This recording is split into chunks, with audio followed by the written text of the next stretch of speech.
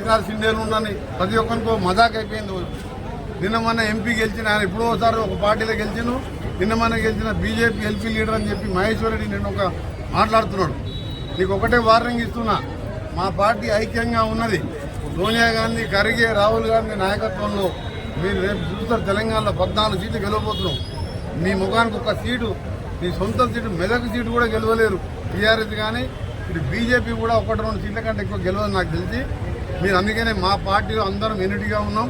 రేవంత్ రెడ్డి ముఖ్యమంత్రి అయినా సరే మా అందరినీ సీనియర్ల గౌరవం ఇస్తూ ఏ విషయమైనా మాతో చర్చిస్తూ ఎమ్మెల్యేలతో పాటు కార్యకర్తలకు కూడా 10 ఏళ్లలో కేసీఆర్ గారు మొత్తం 10 సార్లు కూడా సెక్రటరీ రాలే.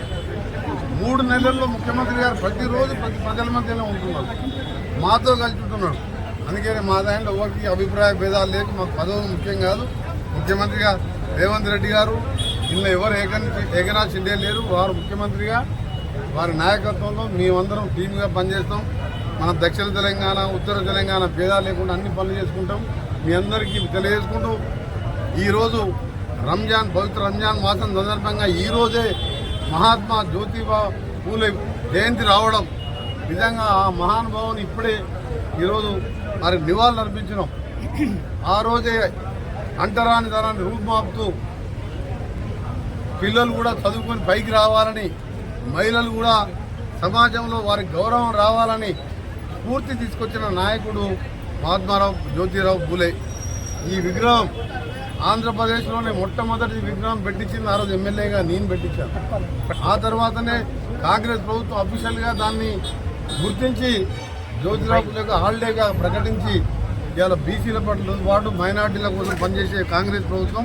మీ అందరూ కూడా మరొకసారి తెలియజేసుకుంటూ రంజాన్ పండుగ పవిత్ర మాసం ఇంకా 32 రోజులు కష్టపడాలి.